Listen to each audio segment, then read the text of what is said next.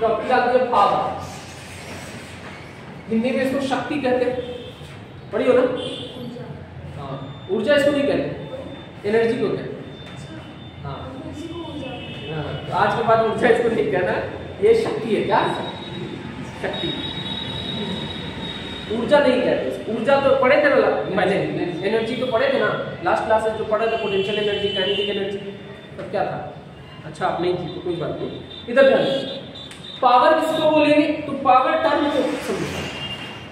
आप लोग कभी भी कोई भी गाड़ी, स्कूटी या बाइक या फोर व्हीलर कुछ भी खरीदने जाता है तो वहां पे पूछता है कि माइलेज से ज्यादा इंपॉर्टेंट पूछता है कि पावर कितना देता है गाड़ी, मतलब टॉर्क बोलता है ना, टॉर्क, गाड़ी का टॉर्क कितना या पावर कितना गाड़ी का। पावर का मतलब हुआ 120।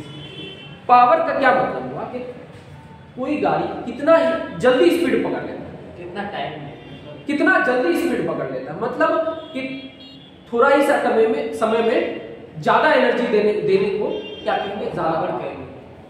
मतलब 1 मिनट में वो कितना एनर्जी दे रहा है, या फिर यूनिट टाइम में वो कितना एनर्जी दे रहा है। अगर ज्यादा एनर्जी दे रहा है तो उसका पावर ज्यादा है, मतलब रेट ऑफ डूइंग वर्क क्या है?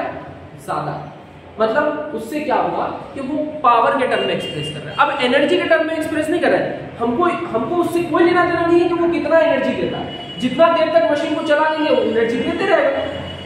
हमको लेना देना है किससे? कि वो यूनिट टाइम में कितना ज्यादा एनर्जी देगा, मतलब 1 ही सेकंड में कितना एनर्जी देगा। जो 1 सेकंड में ज्यादा एनर्जी दिया उसका पावर ज्यादा बने, वो ज्यादा पिकअप पकड़ेगा, गाड़ी ज्यादा स्पीड पकड़ेगा। तो इसीलिए गाड़ी जो ज्यादा पावर का गाड़ी आता है उसका पिकअप पावर बहुत जल्दी होता है, मतलब तुरंत एक्सीलरेट करो और तुरंत गाड़ी तेज पकड़ेगा। और कुछ जो नॉर्मल बाइक्स आता है वो थोड़ा टाइम लगाता है स्पीड अप होने में, तो उस वहीं पे पावर फैक्टर मैटर करेगा। क्या? पावर। तो पावर है क्या चीज? समझ में आया? Power is nothing, it is the rate of doing work. क्या? रेट ऑफ डूइंग वर्क, मतलब यूनिट टाइम में कितना वर्क कर रहा है। समझ में आ रहा? एक फिक्स इंटरवल में जो ज्यादा वर्क कर रहा है उसको क्या कह देंगे? ज्यादा पावर वाला मशीन कहेंगे। समझ में आ रहा? तो पावर को कैसे, मैं इंग्लिश में कैसे डिफाइन करेंगे? Power is defined as the rate of doing work. समझ में आ रहा? वर्क क्या था? एनर्जी या वर्क क्या था? एनर्जी क्या था? क्या बताए थे जी? हाँ, नहीं बताए थे। एनर्जी लास्ट क्लास डिस्कस किए थे, एनर्जी डिस्कस कर रहे थे। कैपेसिटी ऑफ डूइंग वर्क नहीं बताए थे, है ना? पोटेंशियल एनर्जी की तो एक्सप्लेन किए थे ना। हाँ, internal capacity of doing work in an क्या कंजर्वेटिव फोर्स फील्ड बताया थे ना। हाँ, तो जब हम चीजों को समझाते हैं वो समझा करो, पॉइंट्स एक पॉइंट ना क्लियर करा करो। हम जब डेफिनेशन में कुछ बोलते हैं तो उसका सिग्निफिकेंस होता है, कुछ ना कुछ उस पॉइंट्स का सिग्निफिकेंस कुछ ना कुछ है, तभी वो डेफिनेशन में इंक्लूड किए। क्लियर? तो लिखो डेफिनेशन। पावर टॉपिक डालने के बाद पावर को पी से डिनोट करते हैं, किसे डिनोट करते हैं? पी से। तो लिखो power, it is defined as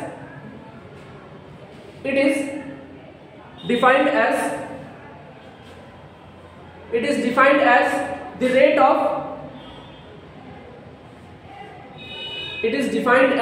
of doing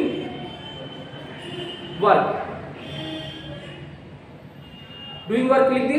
समझो, अब पावर को रेट ऑफ डूइंग वर्क कहने का मतलब है, ये पावर को कैसे लिख सकते हो कि पावर को डेल्टा W, वैसे डेल्टा W तो नहीं लिखते, W लिखते, या डेल्टा W भी लिख सकते हो, बट चेंज वर्क डन का चेंज कभी नहीं होता, कंप्लीट वर्क डन होता है। समझो? हाँ, delta W by delta T। और या फिर इसको ऐसे भी रेट ऑफ डूइंग वर्क है ना, change in work by change in time, तो यहां पे dW बाई dt भी लिख सकते हैं। क्या? dW by dt। अब ये दोनों समझो, ये dW by dt, delta W by delta t और dW बाई dt का मतलब हुआ ये थोड़ा सा ज्यादा चेंज, बड़ा चेंज, और ये बहुत छोटा चेंज। बहुत छोटा को d लिखते थे डिफरेंशिएशन के टर्म में, और थोड़ा बड़ा को डेल्टा के टर्म में लिखते थे, ये तो ऑलरेडी समझा दी। और ये हो गई पावर, या फिर इसको ऐसे भी लिख सकते हो W बाई टाइम। तीनों टर्म में कहीं कहीं एक्सप्रेशन दिख जाता है, वर्क बटा टाइम। क्या? वर्क बटा टाइम। अब ये ना दो टाइप का दिख रहा है यहाँ पे, ये कि इस तरह का डेफिनेशन कहीं दिखा तो क्या बोलेंगे, ये एवरेज पावर। ऐसा पावर है एवरेज पावर। और इस तरह का फॉर्मूला दिखा तो क्या बोलेंगे, छोटा पावर। Instantaneous power. कैसा पावर? Instantaneous power. सुनिए ना, इंस्टेंटेनियस स्पीड, एवरेज स्पीड समझाए ना, तो उसी टाइप से यहाँ पे पावर भी एवरेज मतलब एक इंटरवल ऑफ टाइम की बात कर, मतलब एक इंटरवल आधा घंटा, 2 घंटा, 1 घंटा, एक इंटरवल की टाइम ले। लेकिन इंस्टेंटेनियस का मतलब किसी एक इंस्टेंट में, मतलब अभी मान के चलो बाइक चला रही हो, बाइक 20 किलोमीटर के स्पीड से चल रही है, तो बाइक किसी सेकंड में तुम बाइक का अगर उस पावर को मेजर करो उसी वक्त, तो वो क्या हो जाएगा, उसका इंस्टेंटेनियस पावर होगा, एवरेज नहीं। ओवरऑल पावर अगर बोलेंगे 1 घंटा में कितना एनर्जी दिया, तो एनर्जी टोटल डिवाइडेड मतलब चेंज इन एनर्जी और डिवाइडेड बाय 1 घंटा। 1 घंटा एक टाइम का ना, इंटरवल है ना, डाल दिए। अब जो पावर आएगा वो क्या हो जाएगा, एवरेज आ जाएगा। बट इंस्टेंटेनियस मतलब उसी इंस्टेंट में, उसी टाइम में इंस्टेंटेनियस पावर। इंस्टेंटेनियस का मतलब समझाया था ना, किसी एक इंस्टेंट में, किसी एक इंस्टेंट ऑफ टाइम। ठीक है, क्लियर हो गया? Instantaneous power, average power. तो अलग से अगर लिखना चाहो तो क्या हो जाएगा, there are 2 types of power, तो क्या हो जाएगा, एक हो जाएगा एवरेज पावर। एवरेज पावर को PAVG लिख देते हैं। और एवरेज पावर है क्या, PAVG, तो delta W by delta T। इसको W बाई T भी लिख सकते हैं, वर्क डन बाई टाइम। तो टाइम कौन सा लिखोगे, इंटरवल ही लिखोगे ना, तो W बाई T भी जनरली कभी कभी लिख देते हैं। बट इंस्टेंटेनियस को कैसे लिखेंगे, तो इंस्टेंटेनियस पावर, इसको PINS लिखते हैं। ठीक, PINS। एक सेकंड, तो PINS लिखते हैं, तो देखिए तो क्या लिखेंगे, PINS मतलब DW बाई DT, मतलब इसको डिफरेंशियल के टर्म में लिखेंगे, डिफरेंशिएशन के टर्म, डिफरेंशिएट करेंगे। इसीलिए T इंस्टेंट में मतलब T टाइम पे जो पावर निकालना है तो dW बाई dt कर देंगे। क्लियर हो गया? तो ये इंस्टेंटेनियस पावर, ये एवरेज पावर। अब पावर का यूनिट एंड डायमेंशन भी पता होना चाहिए आप लोग, है कि नहीं? उसके बाद आगे का इसमें और डिस्कस करना है। पर सबसे पहले यूनिट एंड डायमेंशन देख लेते हैं पावर का, समझिए। तो यूनिट अगर लिखना हो, ऐसा यूनिट क्या होगा पावर का, बताइए, थोड़ा आइडिया दीजिए। पावर का यूनिट क्या हो जाएगा, जूल, हाँ जूल पर सेकंड। या फिर इसी को क्या बोलेंगे, वाट, मतलब W, है ना, वाट। ये हो गया ऐसा यूनिट। CGS यूनिट क्या बोलेंगे,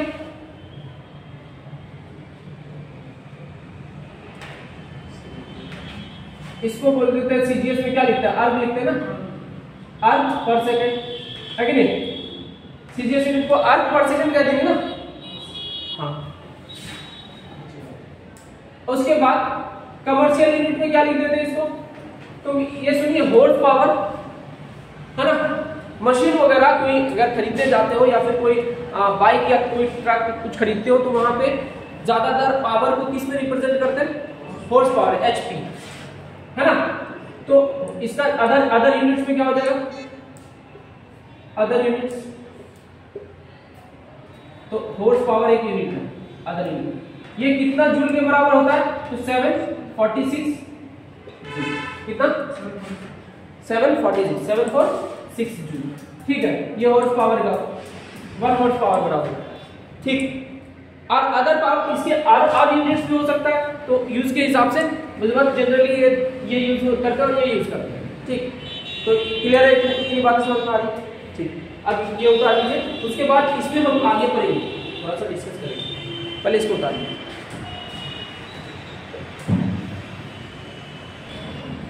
देखो एक चीज और यहाँ समझो, यार डायमेंशंस भी समझ लो, स्पेस है थोड़ा सा समझा दें।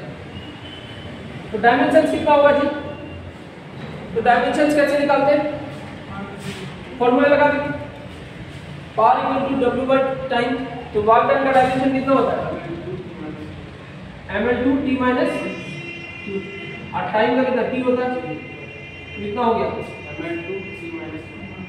ml2 t माइनस, ये हो गया पावर का डायमेंशन, है कि नहीं? हाँ, यहाँ तक लिख लीजिए बस।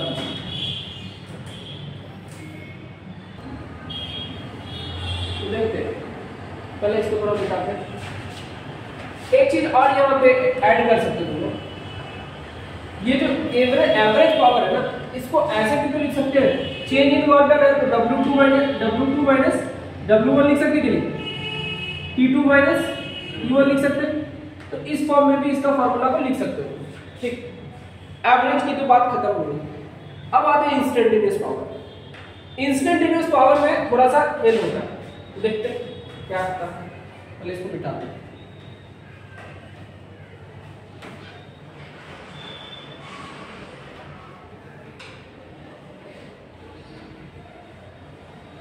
समझो, इंस्टेंटेनियस पावर में अगर आपको पता है न्यूटन, अच्छा पहले इसको समझो, देखो इंस्टेंटेनियस वर्क W इक्वल कितना होता है?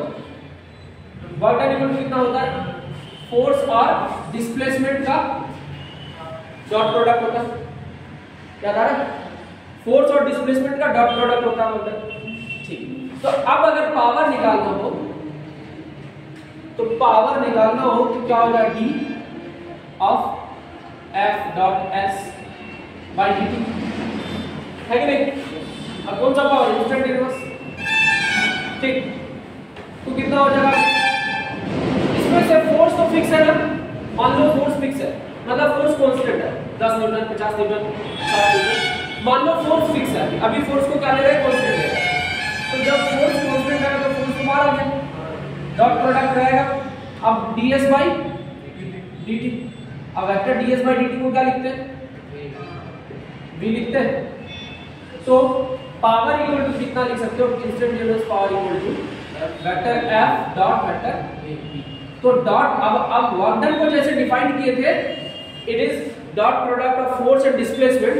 पावर को तो डिफाइन कर सकते हो ऐसे, it is dot product of force and velocity. तो पावर का एक डेफिनेशन यहां से क्रिएट हो गया, क्या? It is the dot product of force and velocity. समझ में आ रहा है? Power is nothing, it is dot product of force and velocity. अब इसी डॉट प्रोडक्ट को ऐसे भी तो लिख सकते हो, FV cos थीटा, याद आ रहा है?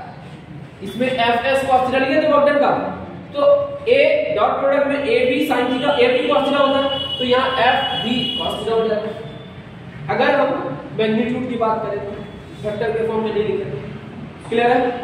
हाँ, ये तो था गेम जब फोर्स कांस्टेंट था तब। अब जब फोर्स वैरी करेगा तब का क्या करेगा? तो फोर्स किसके लिए? व्हेन फोर्स, ये कौन सा इक्वेशन किसके लिए? व्हेन F क्या है? कांस्टेंट, फोर्स कांस्टेंट है तब की बात। अब दूसरा केस में when F varies, F change हो रहा है। अब चेंज कैसे होगा? न्यूटन ने कहा था, क्या कहा था? कि फोर्स का वैल्यू किसके बराबर है? dp बाई dt के बराबर। p कौन सा? ये मोमेंटम वाला p, पावर वाला नहीं, ये कैपिटल P है, ये स्मॉल p है, ठीक। तो यहां देखो d mv बाई dt, याद आ रहा है? अब यहां दोनों चीज चेंज हो सकता है, फोर्स वैरी कर रहा है तो फोर्स, अब मास भी वैरी कर सकता है और वेलोसिटी भी। मान लिया दोनों वैरी, तो कैसे इक्वेशन बनता था? एक बार m को कांस्टेंट मानते थे, v का डिफरेंशिएट करते थे, एक बार v को कांस्टेंट मानते थे, m का डिफरेंशिएट करते थे, ये वाला है। अब इस f का वैल्यू यहां डाल देंगे, डॉट प्रोडक्ट, इस f का वैल्यू यहां डाल देंगे तो एक इक्वेशन मिल जाएगा। वो वाला फॉर्म भी लिख सकते हो। या अब मान लो जनरली जो है ना वेलोसिटी मास तुम्हारा कांस्टेंट होता है जनरली। अब मास को तुम क्या करा रहे हो, तुम बोल रहे हो वेलोसिटी कांस्टेंट है, मान लो क्या या फोर्स कांस्टेंट मान लो, एक केस में वेलोसिटी कांस्टेंट मान लो। तो अब क्या मान लिए, इफ क्या वेलोसिटी क्या हो गया कांस्टेंट, तो f का वैल्यू क्या होगा सर, वेलोसिटी कांस्टेंट मान लिए तो ये वाला टर्म क्या हो गया 0, तो कितना है vector f dm by dt होगा। अब देखो इंस्टेंटेनियस पावर अगर लिखना चाहो तो कितना हो जाएगा f डॉट v, अगर f के जगह पे क्या लिखेंगे ये पूरा term vector v dm by dt dot v का वैल्यू वेक्टर v ही रहेगा ना। अब v डॉट v क्या हो जाएगा, सेम हो गया ना, स्क्वायर हो जाएगा direct. Vector a dot vector a क्या होता है जी, a का मॉड, फिर a का मॉड cos a और a के बीच में एंगल कितना है, वेक्टर a यही वेक्टर a भी कितना एंगल होगा 0, और 0 का वैल्यू कितना होता है 1, तो कितना हो गया a स्क्वायर हो गया डायरेक्ट, तो यहाँ कितना v स्क्वायर हो जाएगा, तो v स्क्वायर dm by समझ में आया कब के लिए ये केस कब के लिए बना, जब वेलोसिटी क्या हो कांस्टेंट हो जाए, मास वैरी करे, तो मास वैरी कराते हुए दिखा दी। अगर दोनों वैरी कर रहा है ये पूरा टर्म यहाँ लिखना पड़ेगा फोर्स के जगह पे, हाँ ये पूरे फोर्स के जगह पे, जहाँ फोर्स था वो पूरा टर्म लिखना, बट ये केस जनरली नहीं देता हूँ तुम्हारे नीट लेवल पे, ये जरूर दे देगा, किसी एक को कांस्टेंट मानेगा दूसरा को वेरी करा देगा। तो ये वाला भी याद रखना v square into dm by dt या फिर f इनटू v, ये तो फॉर्मूला रट ही जाना है कि ऐसा होता है, क्योंकि वर्क डन का पता है dot product of force and displacement, तो पावर का कितना dot product of force and velocity. Clear है, इतनी बातें समझ में आ रही। ये सारे कॉन्सेप्ट जो ना एग्जाम पॉइंट ऑफ व्यू से बहुत इंपॉर्टेंट है, ठीक, क्योंकि यहीं पे गेम घुमा घुमा के पूछेगा। क्लियर है, चलो बताइए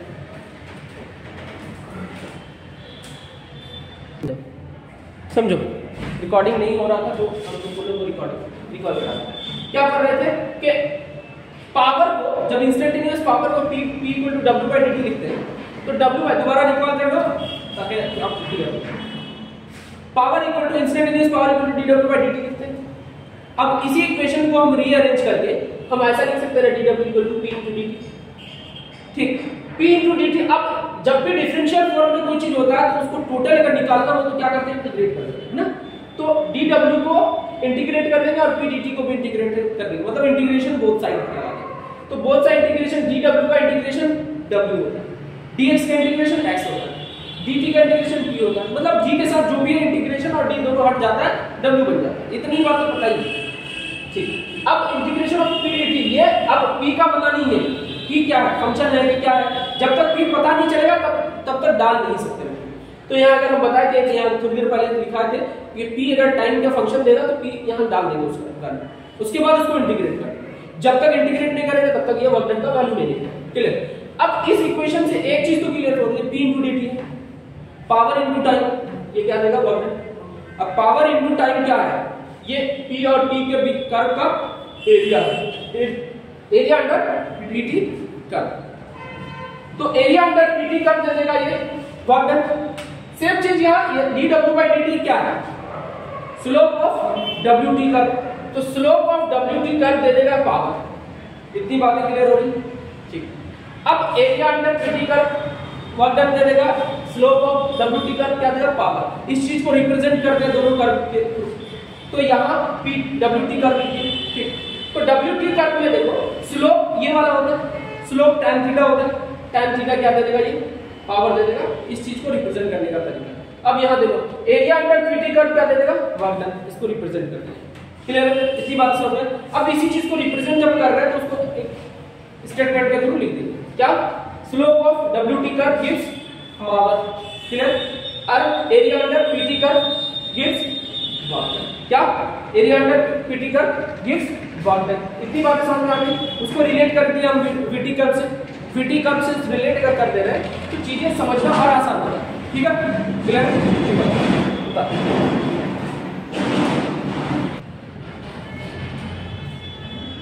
चलिए आगे बढ़ो।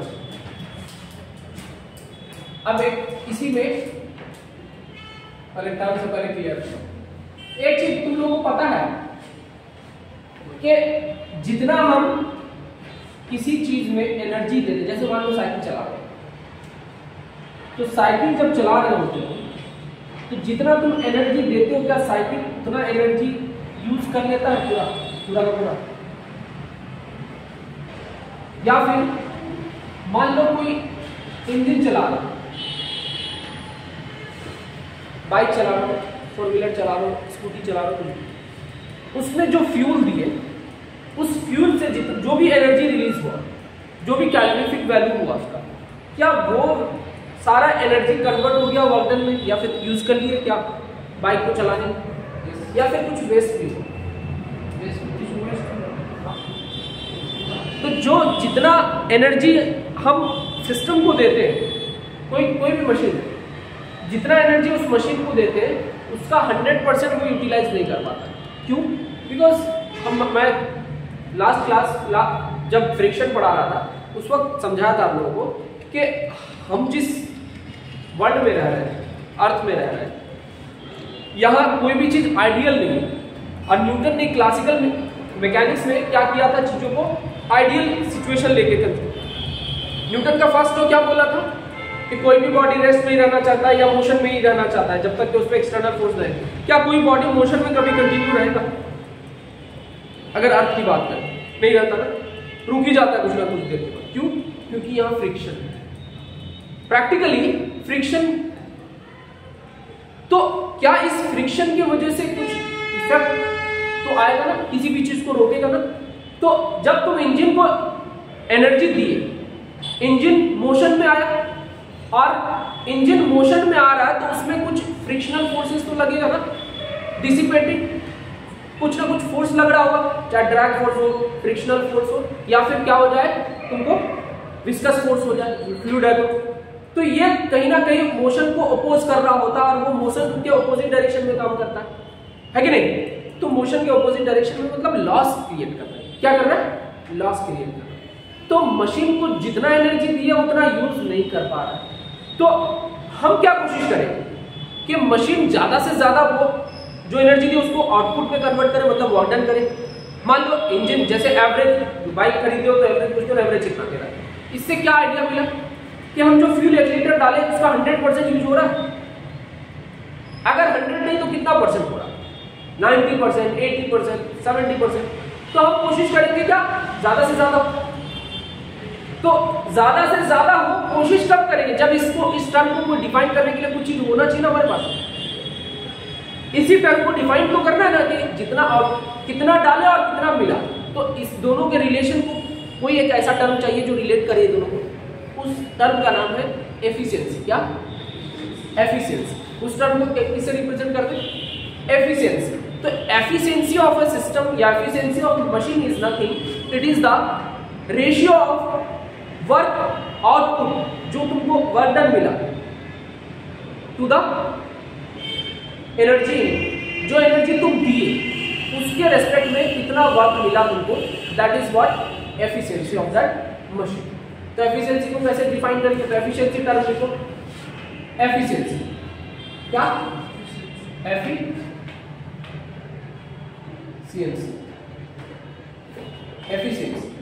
तो एफिशिएंसी को डिनोट करते हैं ईटा से, इससे ईटा। तो एफिशिएंसी है क्या चीज? Efficiency is nothing work done by energy input. जो वर्क डन, वर्क या वर्क आउट जो भी हो, work done by energy input, मतलब जितना वर्क डन हुआ मतलब आउटपुट बाय इनपुट, कितना मिला डिवाइडेड बाय कितना डाला, ये क्या हो गया? Efficiency of that machine. Efficiency का फॉर्मूला क्लियर? मतलब जो एनर्जी दिए उसका वैल्यू नीचे डालेंगे। अब इससे एक चीज तुम लोगों का क्लियर हो रहा होगा, हमेशा वर्क डन जो है ना, जो मिलता है वो हमेशा कम होता है ना। जो डाले, मान लो ये 10 जूल दिए तो मिला, क्या 10 जूल का 10 जूल तुम्हारा वर्क डन में कन्वर्ट होगा? नहीं, कुछ ना कुछ लॉस हो गया होगा। तो लॉस होने के बाद मान लो 8 जूल मिला, तो 8/10 क्या होगा? क्या ऑलवेज लेस देन 1 होगा? क्योंकि 10 तो कभी हो नहीं सकता ना, ये 7 होगा, 8 होगा, 4 होगा, 6 होगा, क्या 10 हो सकता है? नहीं, तो लेस देन 1 ही रहेगा ना। रेशियो क्या हो जाएगा? Always less than 1। तो ऑलवेज, तो यहां पे लिख देते हैं efficiency is always less equal to 1 होगा कि नहीं? इसका मतलब ये जो है ना, एफिशिएंसी हमेशा जनरली परसेंटेज में निकालना। किसमें? परसेंटेज। तो एफिशिएंसी जब परसेंटेज में निकालेंगे तो ये क्या लिखेंगे? अगर परसेंटेज में लिखे तो ये क्या हो जाएगा? ऑलवेज लेस इक्वल टू 100% होगा, क्योंकि 100 से मल्टीप्लाई कर देंगे ना इसको, है कि नहीं? इसको 100 से मल्टीप्लाई करना पड़ेगा परसेंटेज में निकालने के लिए। क्लियर है? तो परसेंटेज में अगर निकालने बोलेगा तो यहाँ 100 से मल्टीप्लाई कर देंगे। आंसर जो है ना परसेंटेज में भी दिया हो सकता है। तो अगर कहीं पे एफिशिएंसी का वैल्यू कितना आ रहा है? 3.5 आया, तो ये कितना परसेंट हो गया?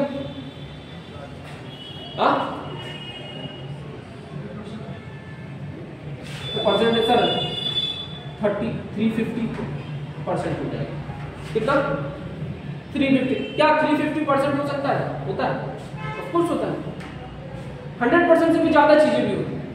ठीक, तो अगर कहीं पे परसेंटेज पॉइंट में अगर 0.9, तो इसका कितना परसेंट का वैल्यू हुआ? इसका परसेंटेज क्या हुआ? तो 90% हो गया सर। 100 से मल्टीप्लाई कर देंगे बस, है कि नहीं? तो परसेंटेज में एफिशिएंसी जनरली परसेंटेज में रिप्रेजेंट होता है, तो यहाँ 100 से मल्टीप्लाई कर देंगे। ठीक, कोई दिक्कत? हाँ, तो this is all about efficiency. Efficiency clear है? एफिशिएंसी को आप उतार लीजिए।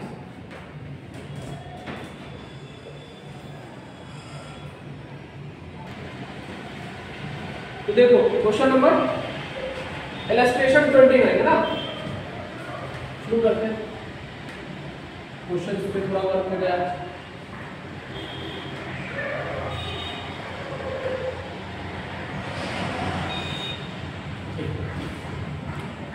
क्वेश्चन नंबर 29 मतलब क्वेश्चन नंबर 1 इलस्ट्रेशन 29 इस पावर चैप्टर का क्वेश्चन नंबर समझो।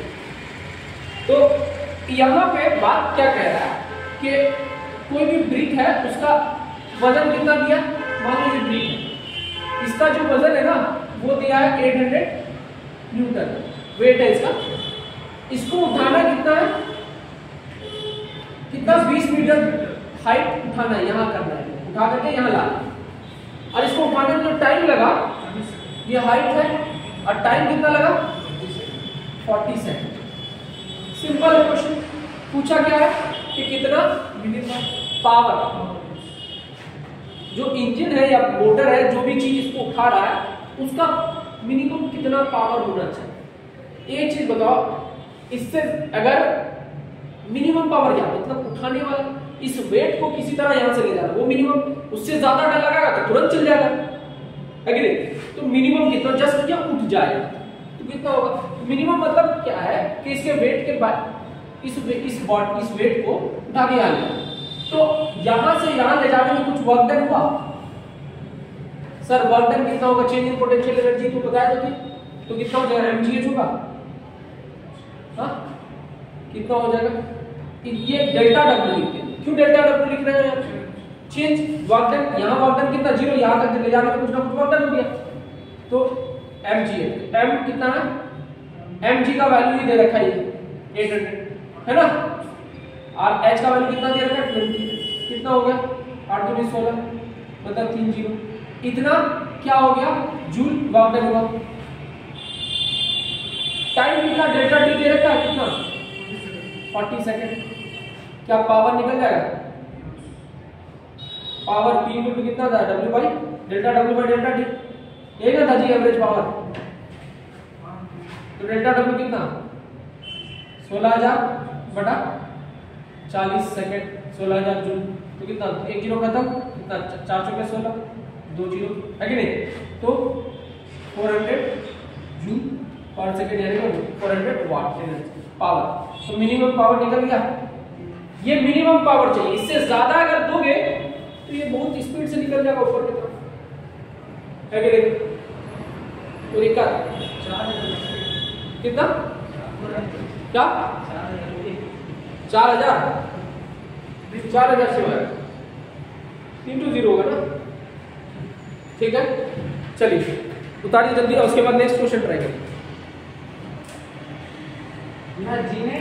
एक चीज इसका दूसरा पैटर्न भी बता दे रहे हैं ऑल्टरनेट। चलो जी तो यार दिया हुआ है, जी नहीं रहा, वेट दिया हुआ ना, जी लेके दिया तो न्यूटन में किसका आंसर है?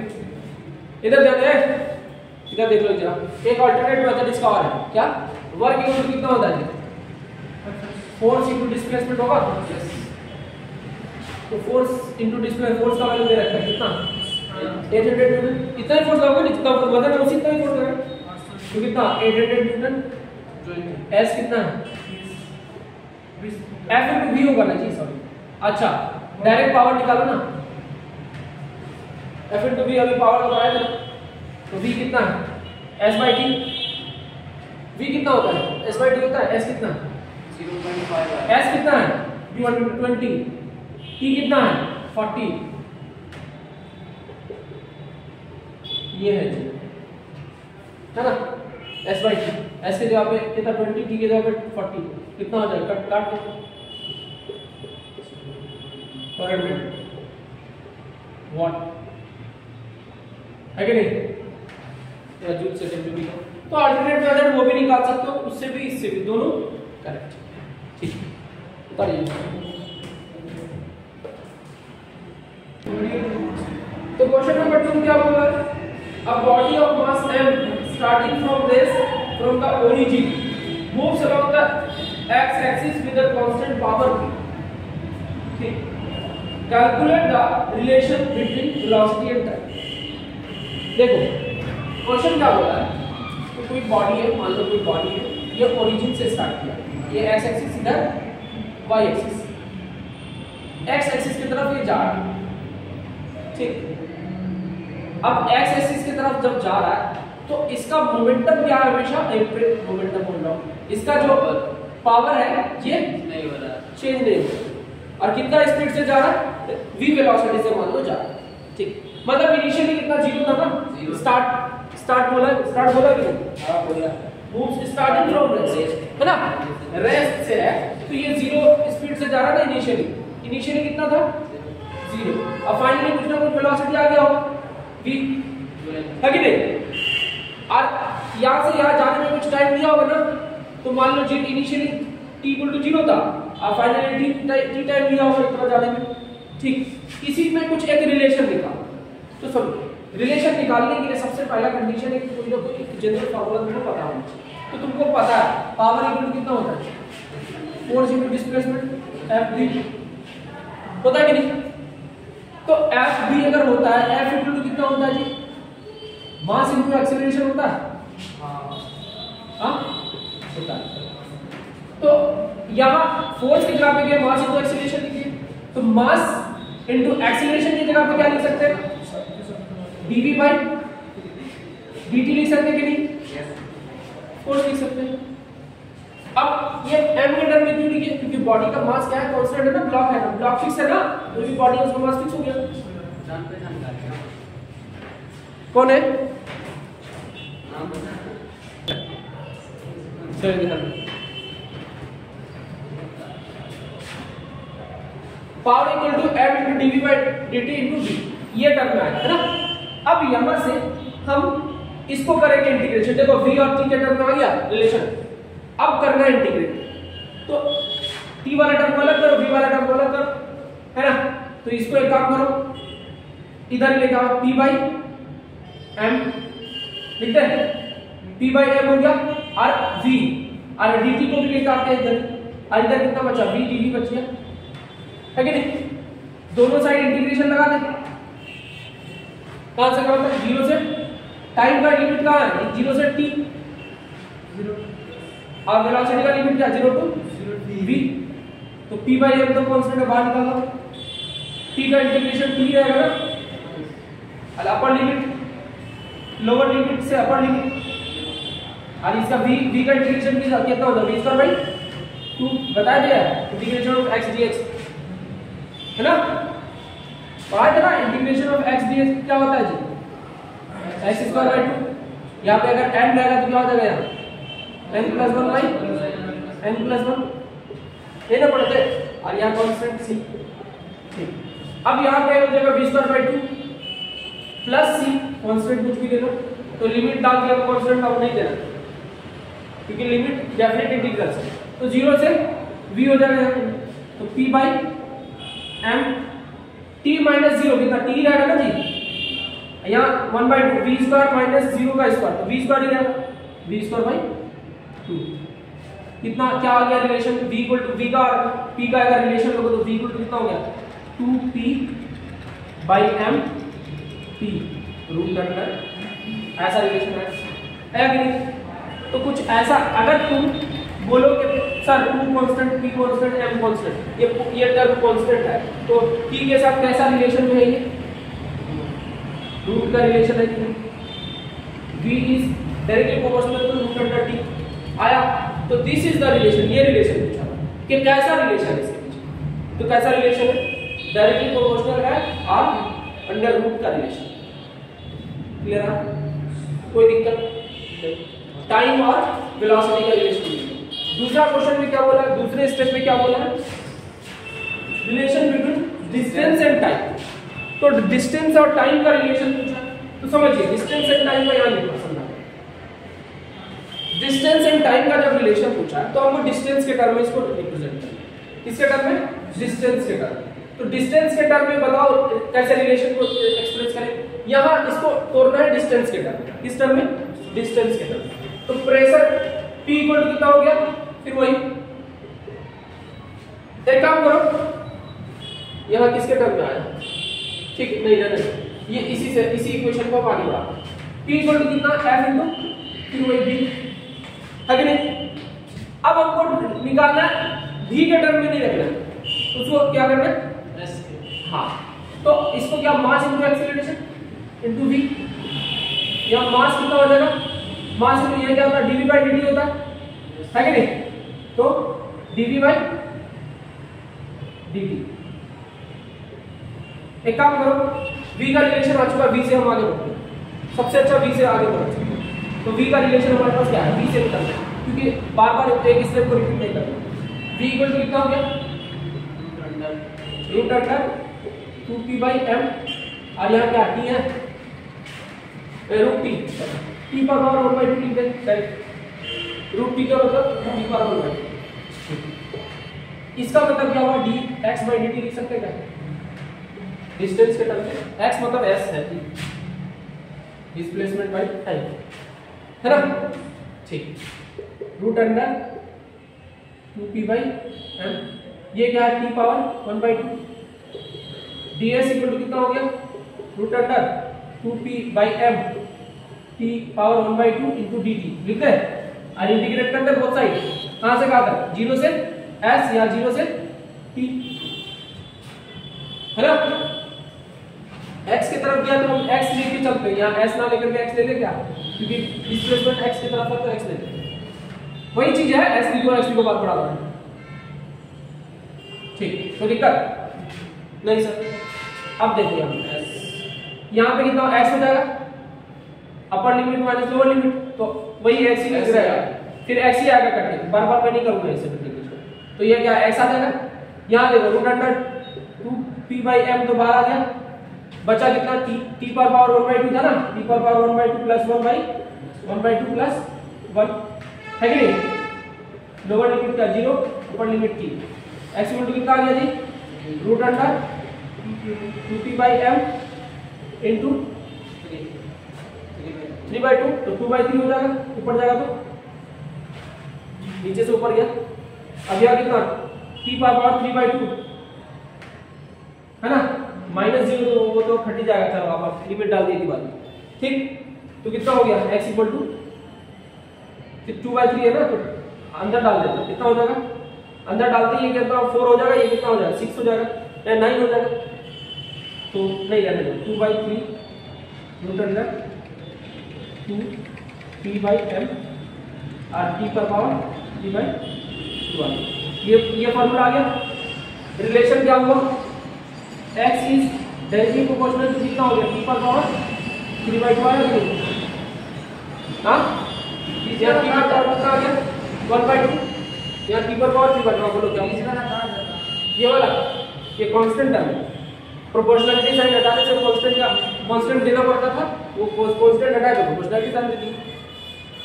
ये क्या है, दिस इज कांस्टेंट है ना, p तो बोला है क्वेश्चन में कांस्टेंट है ना, और m तो बॉडी का कांस्टेंट ही होता है ना, मास चेंज नहीं होता बॉडी का, तो मास चेंज नहीं है, p कांस्टेंट बोल ही दिया, तो डिपेंड किसके पर है, टाइम पे कर रहा है ना, तो टाइम पे कैसा रिलेशन है इसका, तो पावर 3/2 के पावर, कोई दिक्कत नहीं। इतनी बात समझ में आ गई। यही क्वेश्चन में पूछा था कि कैसा रिलेशन। उसके बाद थर्ड में क्या पूछा, थर्ड में पूछा the relation between velocity and distance. अब वेलोसिटी और डिस्टेंस का रिलेशन पूछा तो सिंपल, वेलोसिटी और टाइम पता है, डिस्टेंस और टाइम, ये दोनों को रिलेट करोगे तो वेलोसिटी और टाइम नहीं निकल जाता। कैसे, तो कर दो डिवाइड कर, डिवाइड नहीं तो एक काम करो, t का रिलेशन निकालो, t यहां से t पर पावर 1/2 है ना,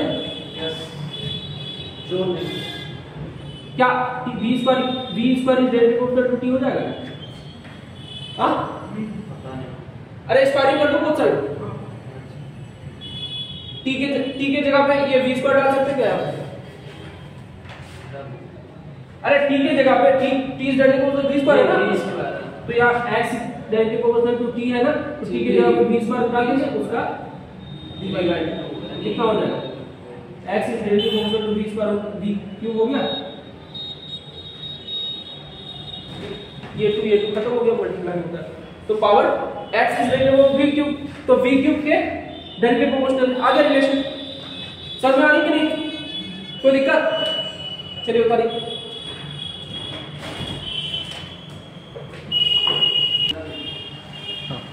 देखो क्वेश्चन नंबर 3 में क्या बोलता है, a pump is used to deliver water at a certain rate from a given pipe. किसी पाइप से किसी रेट से वाटर फ्लो हो रहा है, रेट वाटर का फ्लो का मतलब रेट dm/dt की बात कर रहे हैं, क्या dm/dt, इस तरह का क्वेश्चन ऑलरेडी बना चुके हैं।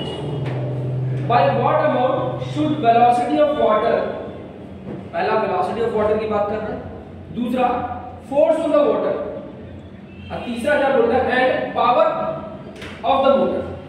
Velocity of water, force of water and power of the motor, तीन चीज पूछ रहा है। बी इंक्रीज, तो वेलोसिटी कितना इंक्रीज करेंगे, फोर्स कितना इंक्रीज करेंगे और पावर को कितना इंक्रीज करेंगे, to obtain n times of water. n times of water का मतलब वेलोसिटी कितना बढ़ाएंगे कि n times of initial velocity मिल जाए, मतलब कुल मिला के बात कर रहा है n टाइम कितना बढ़ाया जाए, ठीक। दूसरी बात क्या बोल रहा है, हाँ इतनी बात बोल रहा है, in the same interval of time, time fix कर दिया कितना वेलोसिटी को बढ़ाया जाए, यानी कि फोर्स को बढ़ाया जाए, यानी कि टाइम को बढ़ाया जाए, ठीक है। नहीं समझ में आया क्वेश्चन? दोबारा से, पंप यूज कर रहा है पानी को डिलीवर करने, क्या मतलब, by what amount should velocity of water, force on the water and power of motor be increase. तीनों चीज को किस अमाउंट से इंक्रीज करें कि हाँ n टाइम्स ऑफ वाटर मिले। n टाइम्स ऑफ वाटर मतलब अगर फोर्स वेलोसिटी बढ़ा रहे हो तो वेलोसिटी n टाइम मिल जाए, समझो आप, समझो पहले। अब अगर पहले क्वेश्चन को समझ आगे सॉल्यूशन करेंगे तो आज क्लियर हो पाएगा, समझो।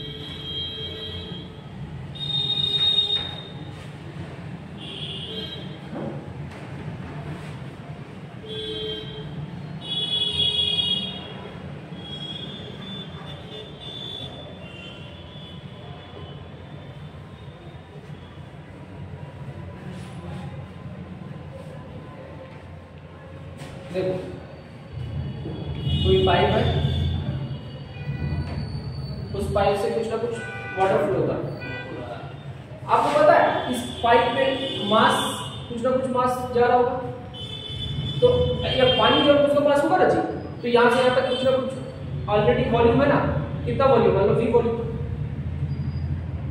v वॉल्यूम कितना है, area of cross section a अगर है अगर लेंथ कितना है x है ds, मान लो x लेंथ है, तो मास इक्वल टू कितना होता है, डेंसिटी इनटू वॉल्यूम होता है क्या, होता है। तो हमको dm/dt निकाल दिया हुआ ना, इसका मतलब रो v को क्या लिख सकते हो, एरिया इनटू x लिख सकते हो क्या, a into x, volume into height, area into height, ये ना वॉल्यूम होता है। यस, तो a x हो गया बाई, मतलब रो a x, तो यहाँ एक differentiation of rho a x by dt, rho और a तो कांस्टेंट है ना, एरिया ऑफ क्रॉस सेक्शन तो फिक्स है, और डेंसिटी ऑफ द वाटर तो फिक्स है ना, पानी का जो भी डेंसिटी है वो फिक्स हो गया ना, चेंज क्या हो रहा है, ये लेंथ gs, अरे पानी थोड़ा पहले यहाँ था, फिर धीरे धीरे बढ़ रहा है ना, तो पानी ना आगे तेजी से जा रहा है, तो पानी का स्पीड हो गया, तो ds/dt क्या हो गया, स्पीड बन गया इसका, तो कितना रो a v हो गया क्या, हाँ। तो ये dm/dt को ऐसा भी लिख सकते हो, dm/dt को कितना हो सकता है, आज के बाद याद रखना rho a v direct use करेंगे वहां, तो dm/dt equal to rho a v use कर सकते हैं, ठीक। अब क्वेश्चन में क्या कह रहा है, क्वेश्चन कह रहा है कि वेलोसिटी क्या बढ़ाया जाए कि जो रेट मिलेगा, ये मिलेगा वेलोसिटी को बढ़ाने के बाद वो कितना के बराबर हो जाए, एन टाइम ऑफ रेट के बराबर हो जाए, जो पहले से रेट था उसका एन टाइम ऑफ रेट, ये बात क्या है, पहला क्वेश्चन, ठीक। इसका इस केस में वेलोसिटी, इसका वेलोसिटी को कितना चेंज कर दिया जाए कि जो रेट पहले मिल रहा था उसका एन टाइम हो, पहला क्वेश्चन समझ में आ गया। अब इसको सॉल्व, तो वेलोसिटी कितना बढ़ा जाए, v का v डैश का वैल्यू पूछा, मतलब जो बाद में पूछा उसका v डैश, अब यहाँ dm/d डैश dt का डैश बोले हैं, तो dm/dt को क्या लिख सकते हैं, रो a v ना, रो और a दोनों तो चेंज हो ही नहीं रहा है, तो इसको रो a v डैश लिखते क्या, क्योंकि रो और a तो चेंज नहीं हो रहा है, डेंसिटी और area of cross section of the pipe की चेंज नहीं हो रहा, चेंज क्या हो रहा है, वेलोसिटी को बढ़ा रहा है, यहाँ पे कितना हो जाएगा n, यहाँ पे भी क्या हो जाएगा रो a v हो गया, इनिशियली तो v था ना स्पीड, ठीक। तो रो a खत्म, रो a खत्म, बचा कितना v dash equal to n v, मतलब n टाइम कर देंगे स्पीड, तो रेट क्या हो जाएगा n टाइम। पहला क्वेश्चन का आंसर है। दूसरा क्या बोल रहा है, फोर्स कितना बढ़ा दें कि फिर मास क्या हो जाए, n टाइम, मतलब मास को n टाइम करने के लिए फोर्स कितना बढ़ा, तो n टाइम करने के लिए वेलोसिटी n टाइम हो गया ना, मास को n टाइम कर दिया तो वेलोसिटी n टाइम हो गया। अब हमको पता है फोर्स इक्वल टू कितना होता है, v dm/dt होता है, याद आ रहा कुछ पढ़े ना, जब मास चेंज होगा वेलोसिटी चेंज ना हो तो v dm/dt लिखेंगे, जब वेलोसिटी चेंज हो रहा मास चेंज ना हो तो m dv/dt लिखेंगे, याद आ रहा ना, अगर दोनों चेंज हो रहा तो m dv/dt plus v dm/dt, एक टर्म इसमें से जीरो हो गया ना, ठीक। अब यहां पे एक चीज बताओ मुझे,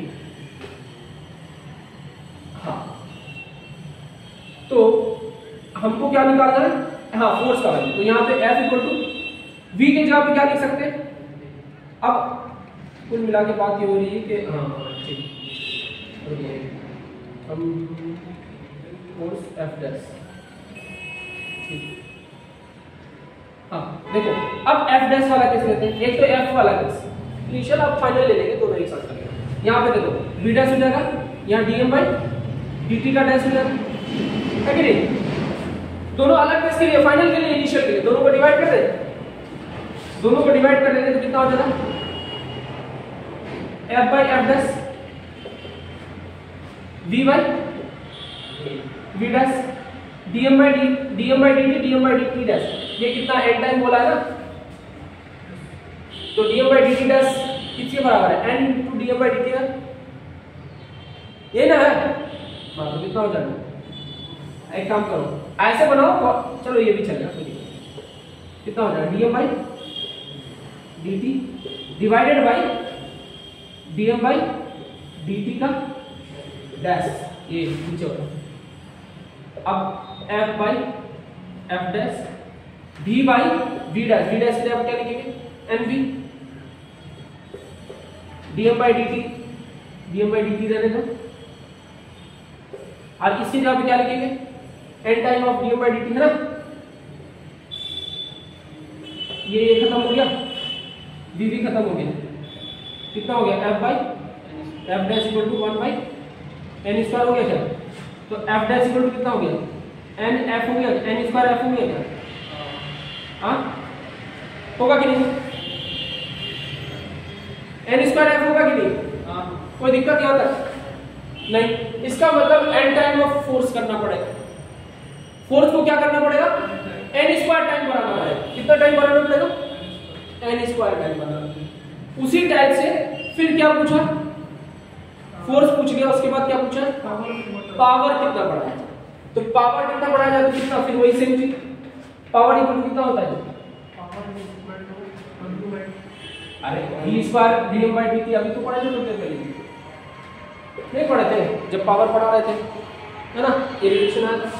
अब यहाँ पे ना ये चीज यहाँ पे भी करने चाह रहे थे जो यहाँ कर रहे थे, यहाँ पे भी ऐसे लिखो रेशियो निकालो, या रेशियो नहीं करना है ना माता बच्ची, तो डायरेक्ट ये लिखो dm by dt equal to क्या पता चुका है तुम्हारा N time of dm by dt, और ये था डैश में, ये डैश में नहीं, ये डैश में नहीं है, ये डैश में ना, final equal to initial N time of initial. ठीक, अब यहां से dm by dt की जगह पे क्या लिख सकते हो p by v डैश लिख सकते क्या, p by v स्क्वायर का डैश इक्वल टू यहां पे N time of dm by dt, dm by dt रहने दो,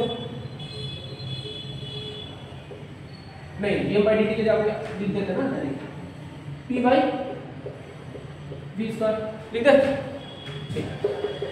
ये p डैश है ना, ये v डैश है, तो p डैश लिखो, v डैश का स्क्वायर है, v डैश इक्वल टू कितना है nv, तो nv का स्क्वायर हो जाएगा, डायरेक्ट लिख दे इक्वल टू n p तो ठीक है v स्क्वायर ठीक है, तो कितना हो गया p dash by n square v square equal to n p by v square खत्म, p इक्वल टू कितना हो गया, ये नीचे आ गया ना, तो एन क्यू हो जाएगा पी डैश बाई, तो पी डायरेक्ट निकालते हैं ना, पी डैश निकालेंगे, पी डैश निकालते हैं, कितना हो जाएगा एन क्यूब इंटू पी हो गया, P dash equal to N cube into P, तो कितना टाइम बढ़ाएगा इसको एन क्यूब टाइम बढ़ाएगा, तो वेलोसिटी को एन टाइम बढ़ाए तो मास एन टाइम हो गया, रेट एन टाइम हुआ, फोर्स को एन स्क्वायर टाइम बढ़ाएंगे तो भी मास एन टाइम होगा, पावर को एन क्यूब टाइम बढ़ाएंगे तो भी मास एन टाइम बढ़ेगा। तो मास को एन टाइम बढ़ाने के लिए, रेट ऑफ मास को एन टाइम बढ़ाने के लिए वेलोसिटी को एन टाइम करना पड़ेगा, फोर्स को एन स्क्वायर टाइम करना पड़ेगा, पावर को एन क्यूब टाइम। समझ में आ रही है?